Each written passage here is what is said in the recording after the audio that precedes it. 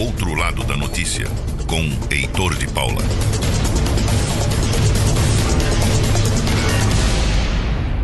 Prezados ouvintes, boa noite. Heitor de Paula com mais um programa do Outro Lado da Notícia. Hoje, 11 de abril de 2014. Em primeiro lugar, eu quero fazer um comentário. Os meus amigos me recomendaram que eu fizesse um programa ao vivo, que seria mais melhor recebido e teria até maior audiência. Eu vou explicar por que eu não faço isso. A razão é o seguinte: eu não tenho tempo de ficar 1 hora ou até mais, porque no caso de programa ao vivo, certamente eu ultrapassaria esse tempo, com um horário fixo programado para fazer um programa. Não tenho tempo para isso e a minha maneira de trabalhar é diferente. A cada momento que eu tenho uma ideia, uma inspiração, ou que eu termino de anotar alguma coisa para falar, eu gravo.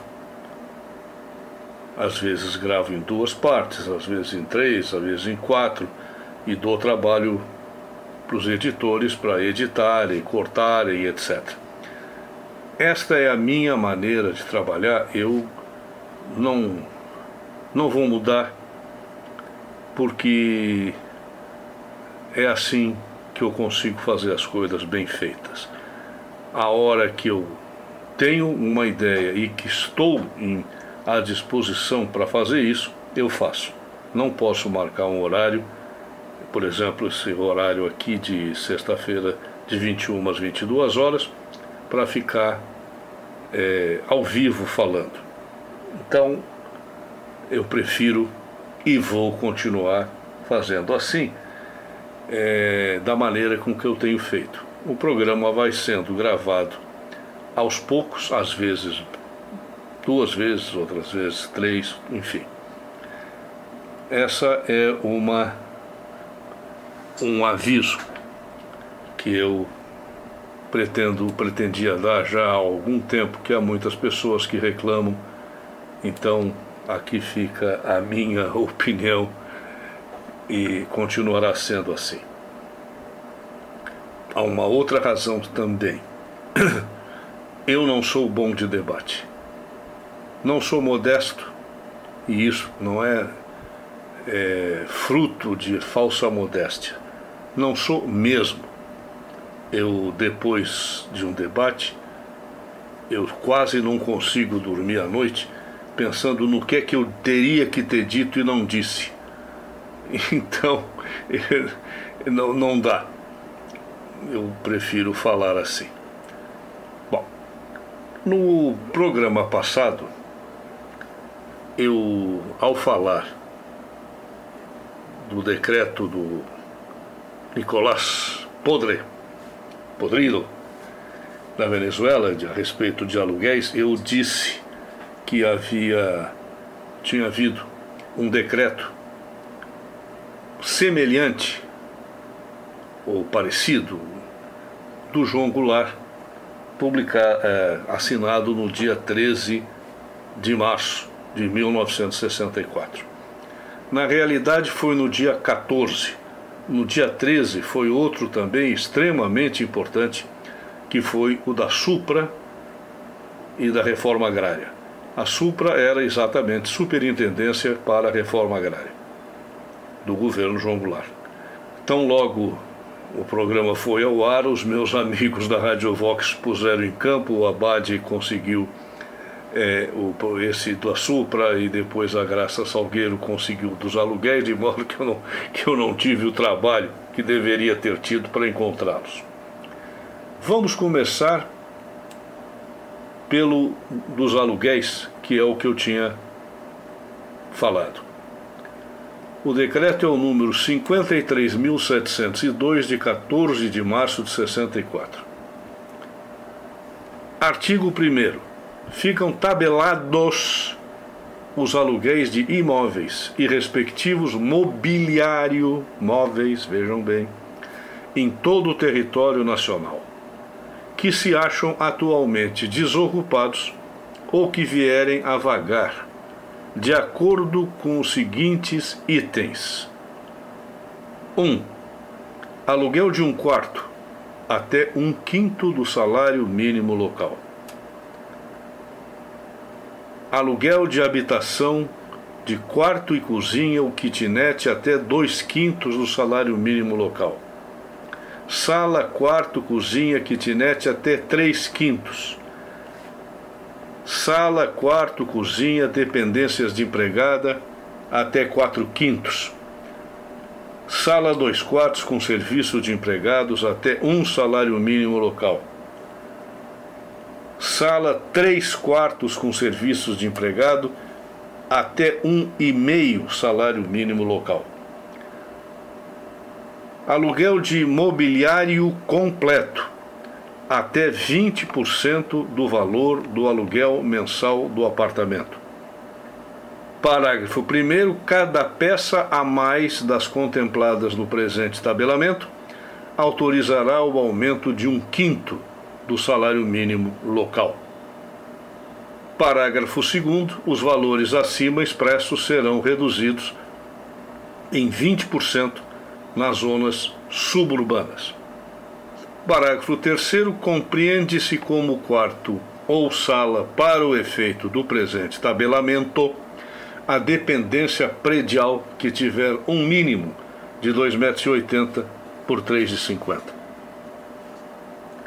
Artigo 2º. São mantidos inalterados os valores dos aluguéis amparados pela lei do inquilinato. Quer dizer, congelamento total dos aluguéis que já estavam em andamento. Note agora o termo que foi criado para o controle de tudo isso. Comissariado de Defesa da Economia Popular. Está aqui no artigo 3º. Comissariado. Note-se bem aqui que isso é como chamavam os ministérios na União Soviética. Esse comissariado fará o levantamento dos prédios desocupados para a observância do disposto,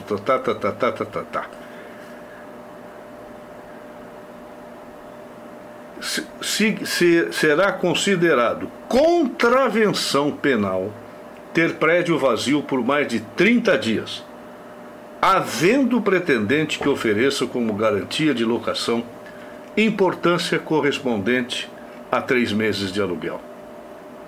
Parágrafo único. Verificada a contravenção de que trata esse artigo, o processo será encaminhado às autoridades policiais competentes para a formação de ação criminal para aplicação de pena de prisão simples de 5 dias a 6 meses e multa de 1 a 20 mil cruzeiros. Artigo 4º. As diárias dos hotéis e pensões deverão ser ajustadas a requerimento do interessado dentro de 30 dias, de modo que cubram as despesas e inversão de capital com lucro não excedente a 20% anuais. Caberá às autoridades, ao comissariado aquele, mas só que aí aos municipais, arbitrar de acordo com o critério estabelecido o aluguel a ser cobrado pelo apartamento ou quarto, quando se tratar de estabelecimentos licenciados como hotéis ou pensões. O Comissariado de Defesa Popular apresentará dentro de 90 dias, não sei o que mais lá, os anúncios. O comissariado solicitará a cooperação das empresas jornalísticas no sentido de só publicarem anúncios de locação de prédios dos quais conste o respectivo preço de acordo com o presente tabelamento. Os anúncios impressos sem especificação representam cooperação com os contraventores. São proibidos anúncios de locação moeda estrangeira. Bom, aí tem uma série de outras coisinhas e foi assinado por João Goulart e por Abelardo Jurema, que era o ministro da Justiça. Acrescente-se a isso que a reforma urbana, que era muito mais ampla do que apenas esse decreto, previa a concessão aos inquilinos que assim desejassem o direito de comprar o imóvel ocupado, no caso sua residência, resguardando-se o direito proprietário de manter a própria residência excluída de qualquer concessão. Ao Estado competia avaliar essa compra dentro de preços médios praticados pelo mercado, garantindo o pagamento do imóvel ao seu proprietário em uma prestação mensal mínima correspondente a 1% sobre o preço total do imóvel. Notem o que isto significava. Estatização da propriedade privada. Agora, quando vocês ouvirem dizer que havia o fantasma do comunismo e por isso os militares tomaram o poder, não era fantasma, não. Era real. O que é isto, senão um decreto comunista? Por favor, quem tiver uma resposta diferente, que me dê. Eu não sei como chamar isso, a não ser isso. Comunismo. O fim da propriedade privada.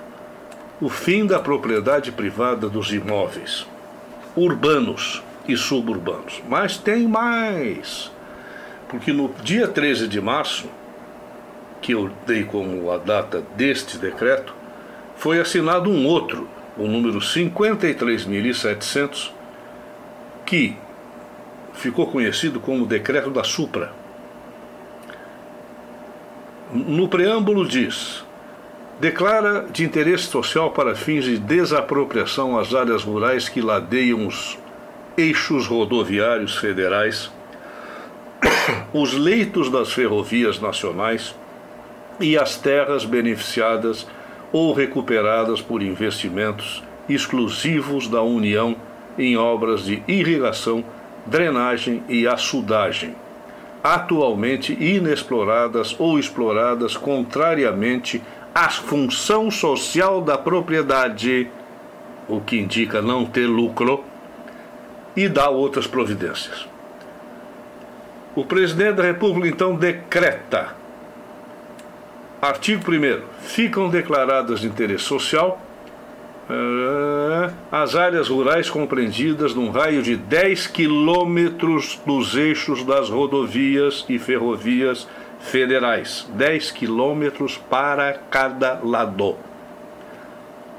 E as terras beneficiadas ou recuperadas por investimentos exclusivos da União em obras de irrigação, drenagem e açudagem. Parágrafo único. Consideram-se rodovias e ferrovias federais para fins deste decreto as que respectivamente integrem o Plano Rodoviário Nacional ou estejam incorporadas ao patrimônio da Rede Ferroviária Federal Sociedade Anônima ou de empresas dela subsidiárias. Vejamos mais aqui: aos que não tenham área superior a 500 hectares, 1 hectare, para quem não está acostumado, é uma quadra quadrada, 100 por 100, 10 mil metros quadrados. Quando situadas no eixo dos rodoviários, quando localizadas em terras beneficiadas, etc, etc. As situadas em zonas urbanas ou suburbanas, delimitadas em data anterior a esse decreto, assegurado aos municípios a faculdade de requerer a Superintendência da Reforma Agrária, a revisão daquelas zonas para efeito de ampliação, a fim de atender aos seus planos administrativos. As que venham sendo social adequadamente aproveitadas, com índices de produção não inferior à média da respectiva região, atendidas as condições naturais, etc., ficavam excluídas. Artigo 3º, a Superintendência da Política de Reforma Agrária, Supra, quer dizer, o nome correto era Superintendência de Política Agrária, mas era reforma mesmo, tem o R. Fica autorizada a promover gradativamente as desapropriações das áreas situadas nas faixas caracterizadas nesse decreto. Aproveitamento dos terrenos rurais improdutivos ou explorados antieconomicamente, que significa que o cara tirava lucro ao invés de dar lucro para o Estado.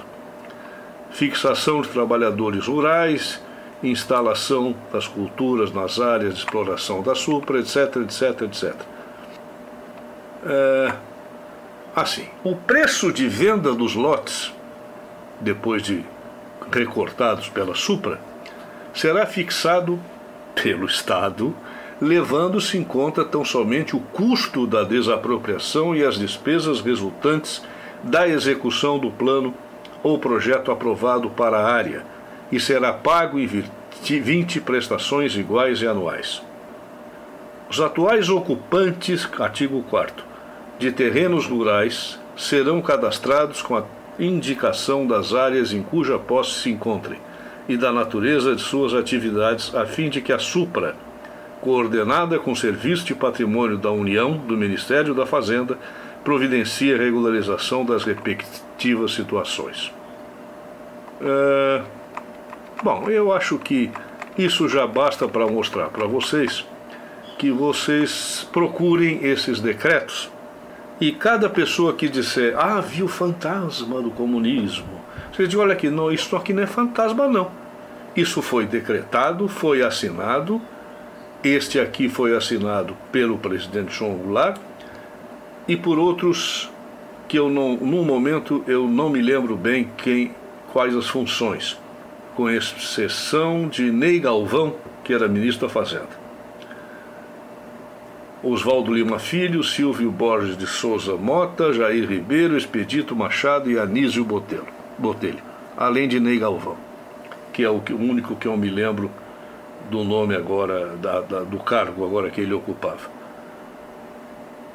Os demais eu vou procurar e deixo para uma outra oportunidade. Portanto, eu não estava errado.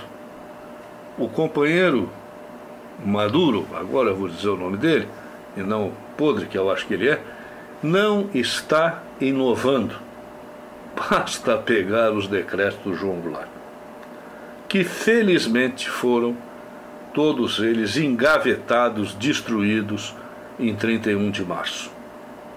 Note-se que sim, o Brasil estava à beira do comunismo, à beira do fim da propriedade privada, não apenas dos meios de produção, notem bem, como era o que Marx preconizava, mas do próprio direito de moradia e de exploração, do meio de produção, no caso da Supra.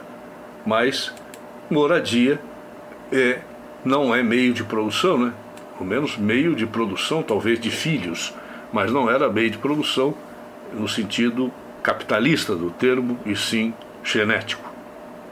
Bom, existem outras reformas de base, entre aspas, que aos poucos eu vou trazendo para cá, para o programa, para todos se informarem de que realmente o Brasil estava em vias de, não era nem ameaçado, porque já estavam decretados, só faltava entrar em vigor. Um outro ponto a chamar a atenção é o que está ocorrendo com a nossa educação. Isso é extremamente perigoso o que hoje em dia nós temos aqui no Brasil. Eu acabei de publicar um artigo sobre o nazismo e os cuidados nazistas com a juventude, e lá eu cito uma frase de Adolf Hitler que eu já citei algumas vezes e que me parece, ou melhor, me parece não, é exatamente o que estão fazendo com a nossa juventude aqui no Brasil. Quando Hitler fundou a Hitlerjugend, se lerem o artigo, está lá no meu site, saiu hoje da primeira página, ou melhor, está na primeira página ainda, mas tem que abrir. Ele dizia o seguinte: quando um oponente declara, não ficarei do seu lado, eu digo, calmamente, seus filhos já nos pertencem. Quem são vocês? Vocês morrerão logo. Seus descendentes, no entanto, já estão do nosso lado. Em pouco tempo eles não conhecerão nada mais do que essa nova comunidade. Enquanto a velha geração ainda hesita, as gerações mais jovens estão definitivamente comprometidas conosco e nos pertencem de corpo e alma. O conhecimento corromperia meus jovens. Prefiram que eles aprendam somente o que brote dos seus próprios instintos. Notem bem, dos seus próprios instintos, e leiam também no meu site a entrevista que foi feita com o professor Hermes Rodrigues Neri, especialista em bioética e membro da Comissão de Defesa da Vida da Regional Sul 1 da CNBB. Também recomendo enfaticamente que assistam o vídeo no YouTube. Eu agora, eu vou ver se eu consigo pegá-lo aqui para poder dar a URL, da professora Fernanda Tacitani, sobre a ideologia de gênero. Eu vou colocar o vídeo dela e outros no meu site em breve, de maneira que poderão encontrar lá. Mas de qualquer maneira não é difícil encontrar. História e significado da ideologia de gênero, professora Fernanda Tacitani. Procurem isso no Google que vão encontrar rapidamente. Aliás, tem aqui então, eu acho que um artigo que foi de Dom Augusto Dias Duarte, que diz educação ou ideologias, aonde eu acrescentei essa frase do Hitler como epígrafe, não é do artigo. E aqui está o vídeo, lá embaixo do vídeo. Lá embaixo tem o vídeo. Vamos ver se eu acertei. Às vezes eu ponho e me esqueço qual é exatamente o vídeo. Isto, está aqui. Antecedentes históricos e filosóficos da questão de gênero. Professora Fernanda Tacitani. Leva 1h48, 1h50. Tenham paciência, vale a pena. Ela dá uma aula que, olha, muita gente como eu, que estuda esse assunto há muito tempo, tem várias coisas, vários detalhes que ela traz que eu mesmo não conhecia e creio que muita gente que estuda não sabia também. Vale a pena ler. Isto é o que estão fazendo, o que se pretende fazer com a nossa juventude, nossos filhos, nossos netos, para finalmente atingir aquilo que Hitler já dizia em 1936 e que foi conseguido sem a menor dúvida, também na União Soviética, principalmente durante o regime de Stalin e na China. O que aquela juventude fez na tal de Revolução Cultural, aquela barbaridade, aquela crueldade, já indicava o fanatismo de que eles foram induzidos desde a mais tenra infância pela ação nefasta e malévola dos agentes do Mao Zedong. Então eu fico por aqui nessa primeira parte, e na segunda parte eu voltarei a falar sobre o Islã. Estamos apresentando o outro lado da notícia.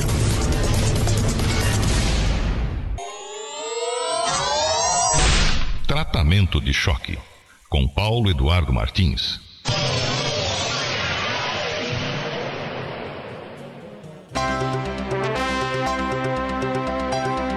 Todas as noites de sexta-feira, a Rádio Vox apresenta o programa Do Outro Lado da Notícia com o Heitor de Paula, sempre a partir das 9 da noite. E logo depois, às 10 da noite, o programa Observatório Latino com a jornalista Graça Salgueiro, que vai ao ar ao vivo, onde o ouvinte pode participar por telefone ou enviando as suas perguntas pelo Facebook. Além, é claro, do costumeiro boletim noturno com os comentários sobre as principais notícias da semana. Então fique ligado na programação das sextas-feiras aqui na Rádio Vox.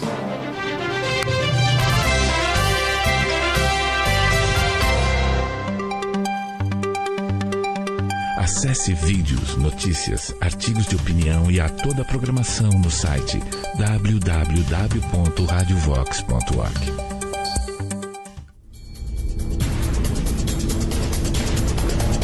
Voltamos a apresentar o outro lado da notícia. Voltando então a falar do Islã e da Irmandade Muçulmana, uma primeira ressalva precisa ser feita. É que, eventualmente, eu confundo, todos nós, quando falamos, duas coisas diferentes, que é a Irmandade Muçulmana e a Fraternidade Muçulmana. A Fraternidade Muçulmana é uma ONG que não tem nada a ver com política, ela é uma ONG exclusivamente religiosa e teoricamente pacífica.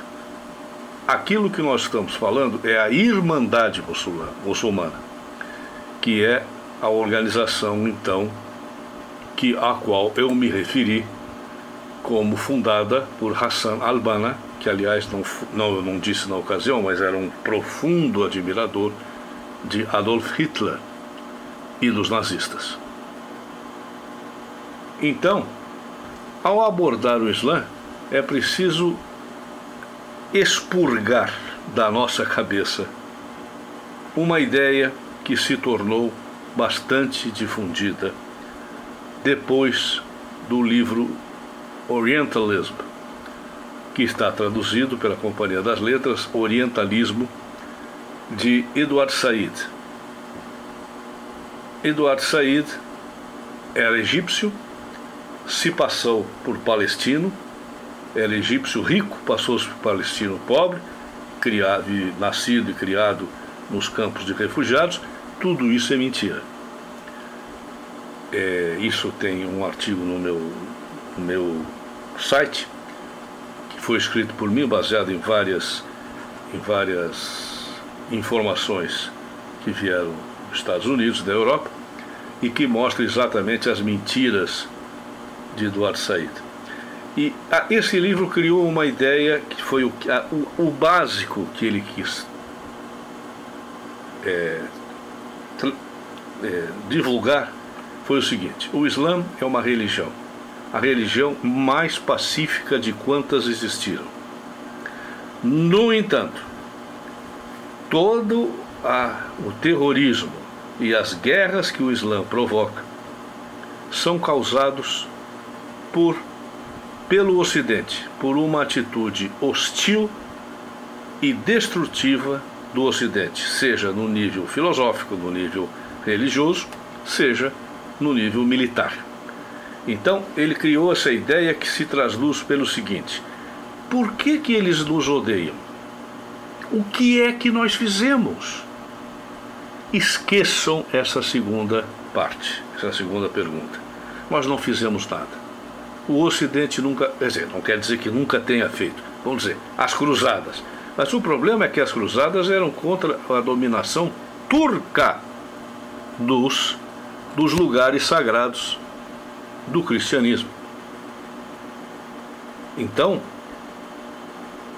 todas as demais guerras que houve entre o leste islâmico e o Ocidente foram, de maneira geral, iniciadas pelo próprio Islã.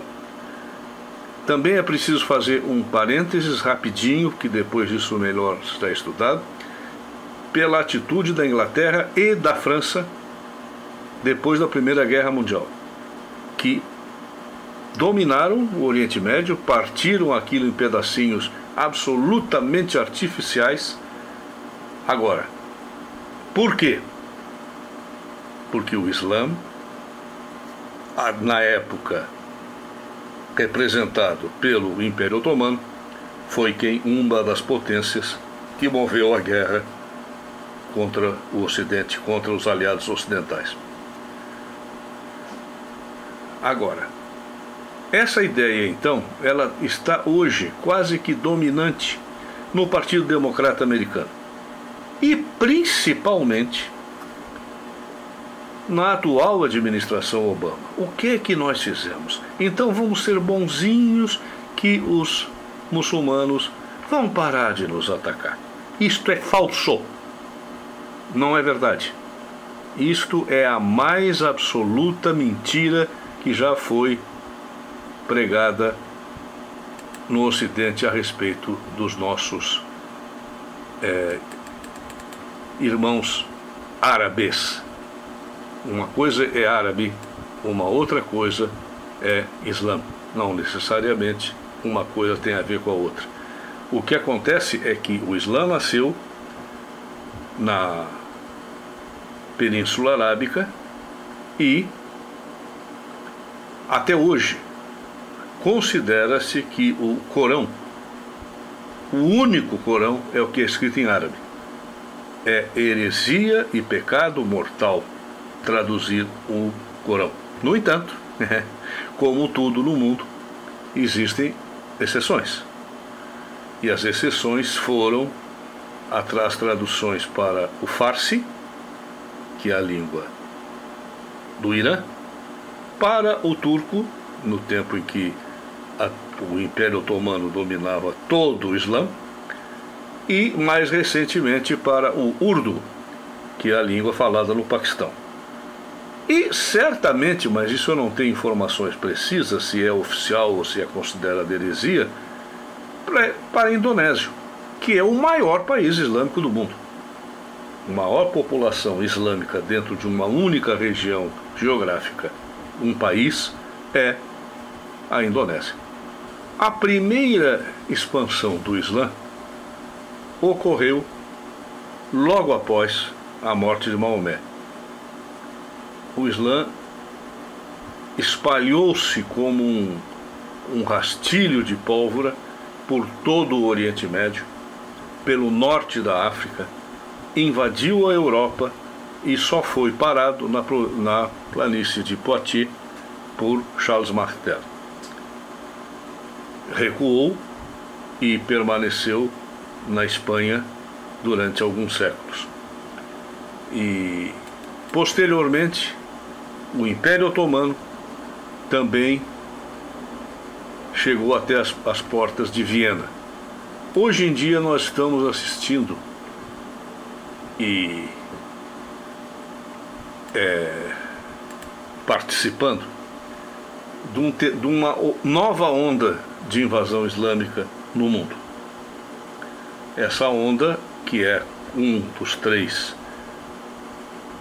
movimentos globalistas, ela foi descrita de uma maneira bastante clara por um dossiê que foi divulgado pelo reverendo Alan Clifford, pastor da Norwich Reformed Church.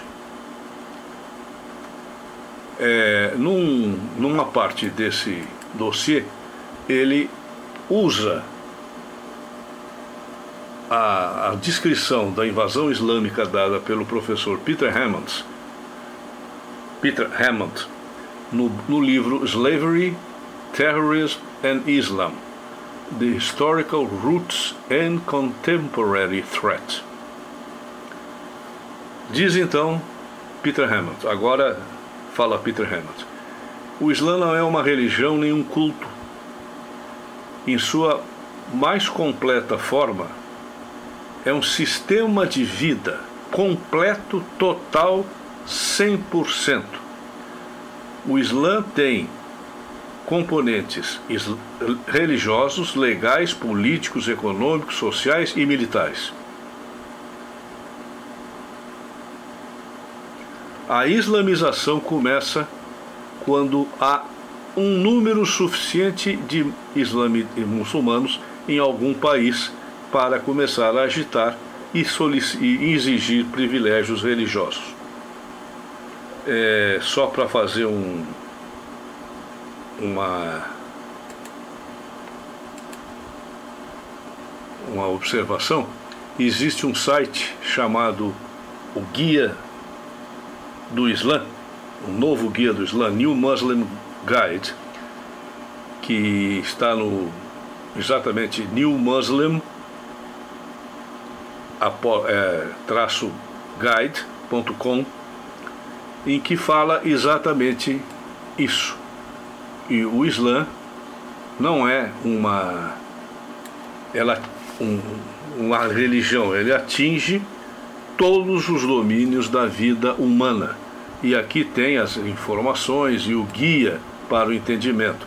Por exemplo, aqui tem várias opções: guia para o jejum, para as rezas, para a purificação da fé, para o alimento e bebida, para as transações financeiras, para a peregrinação, para a caridade obrigatória, para a nova vida, para os bons modos no Islã, para como se conduz a família, para a vestimenta e etc, etc, etc. Note-se bem que é exatamente aquilo que foi definido por Hannah Arendt como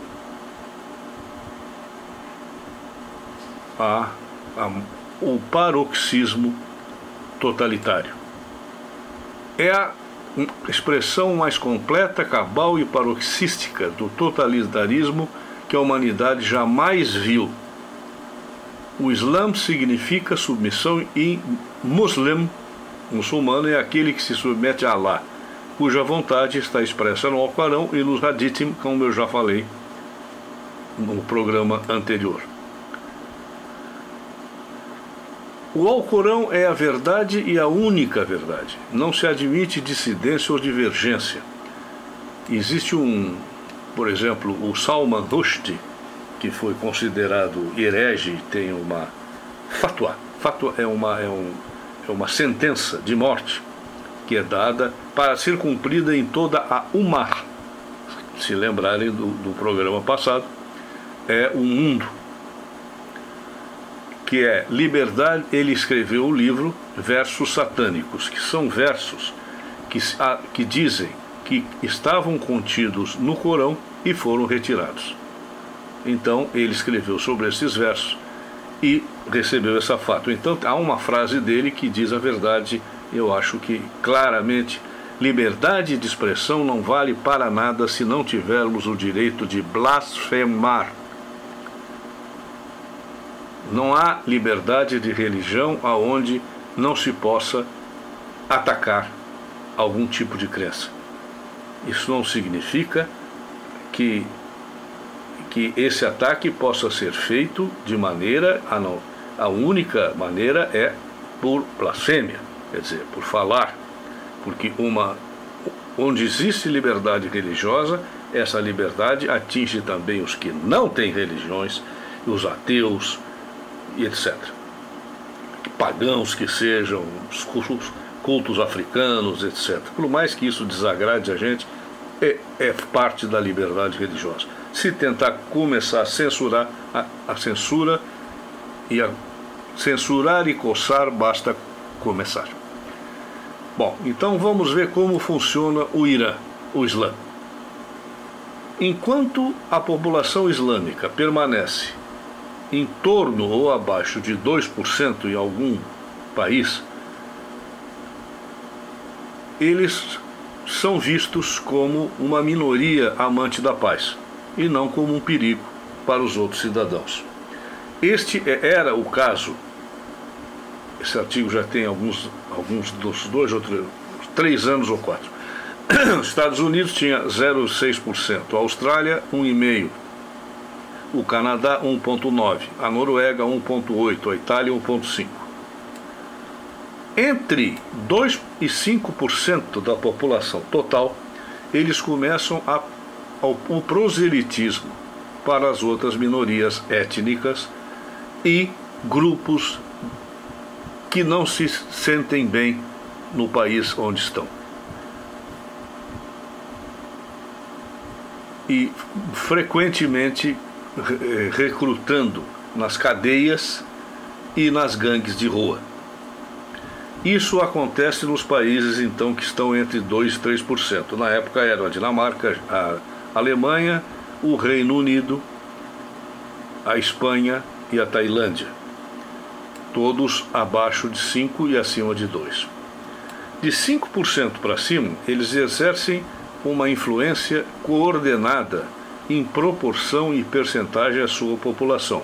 Por exemplo, eles farão demandas para introduzir a halal, que são os estándares básicos da limpeza islâmica, a comida, e exigindo que existam em qualquer lugar para os empregados islâmicos a forma de comida preparada recomendada pelo Islã.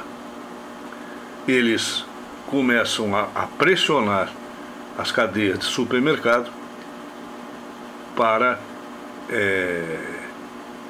incluir e posteriormente deixar apenas correndo aquelas comidas preparadas segundo o Islã. Por exemplo, no Brasil, quando a Arábia Saudita comprava, não sei se agora ainda, mas uma enormidade de frangos da Sadia. Esses frangos só podiam ser abatidos voltados para a Meca, e tinha um ulema que estava lá presente e decidindo as coisas.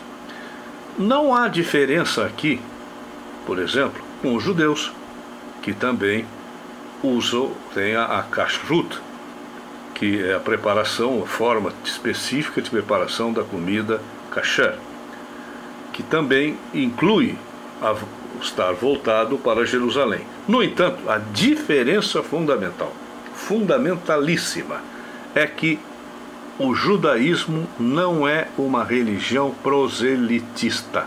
Pelo contrário, não é fácil ser judeu. Não é fácil nem para os que são.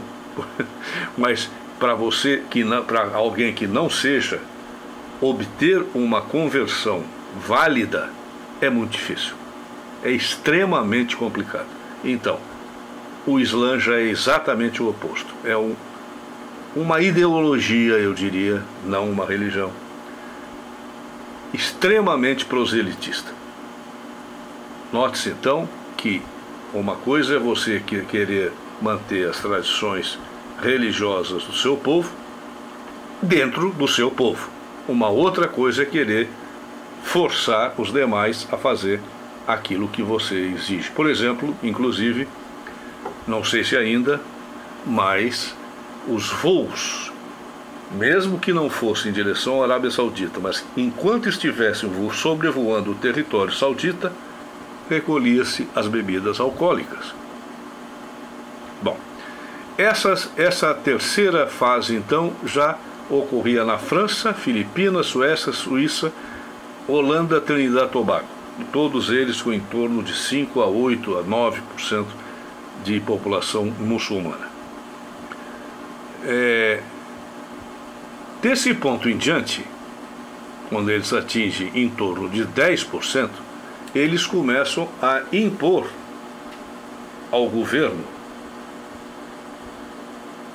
que eles possam seguir as suas próprias regras e a lei, a Sharia, que é a lei islâmica. Acontece que isso é um passo para o futuro estabelecimento da Sharia como a única lei para todos, para muçulmanos e não muçulmanos. Note que eu já comentei aqui que a coisa está tão séria na Inglaterra que o próprio arcebispo de Canterbury, o anterior, não me lembro, Robert Ronson, se não me engano, não o atual, declarou que era perfeitamente aceitável que as comunidades islâmicas não seguissem a lei britânica. Quer dizer, que não sigam entre eles, tudo bem, mas que não, ou melhor, tudo bem não, vamos ver o que seria. Existem limites para a convivência que são estabelecidos pela tradição cristã ocidental. Esses limites, por exemplo, são a igualdade da mulher perante o homem. Enquanto aqui no Brasil nós temos a Lei Maria da Penha, a Sharia é exatamente o contrário. O marido pode bater na mulher quando e bem entender, e com a ferocidade que lhe apetecer, que, se passar de um certo limite, então haverá uma intervenção, porque a Sharia dá um certo limite. Vamos dizer assim, quebrar a cara, arrebentar um braço, cortar as orelhas, algum troço assim, não pode. Eu estou realmente ironizando, porque é isso que acontece, com menos, talvez, menos extremismo. Então, eles começam também, quando chegam em torno de 10 a 15%, eles começam a proibir cinema. Inicialmente de passar filmes que sejam contra o Islã. Mas depois, como no Islã é proibido o cinema, começam a querer proibir o cinema para todo mundo. Fica uma restrição muito grande. Na ocasião desse dossiê, estavam entre 10% e 15% Guiana, Índia, Israel, Quênia e Rússia. Após passar dos 20%, começam a haver então distúrbios de rua, formação de milícias de jihad, que é a Guerra Santa, assassinatos e queima de igrejas e sinagogas, igrejas cristãs e sinagogas. Isso já acontece na Etiópia. E quando atingem 40%, aí sim, a experiência já é de massacres generalizados, ataques terroristas crônicos e uma guerra de guerrilha e de terrorismo permanente. Acima de 60%, as nações, nesse caso era Bósnia, Tchad e Líbano. Albânia, Malásia, Catar, Sudão, etc., já tem acima de 60%, já tinha, e aí eles impõem a Sharia. Ou, a quem não aceitar, a jizya, que é um imposto, uma taxa a ser paga por aqueles que querem manter as suas crenças não islâmicas, mas tem que pagar por o Islã. Bom, depois de 80%, a intimidação e a jihad extremamente violenta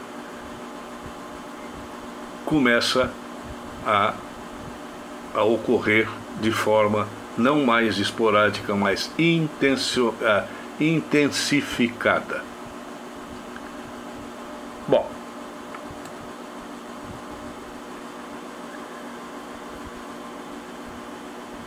Bom, já estamos quase no final.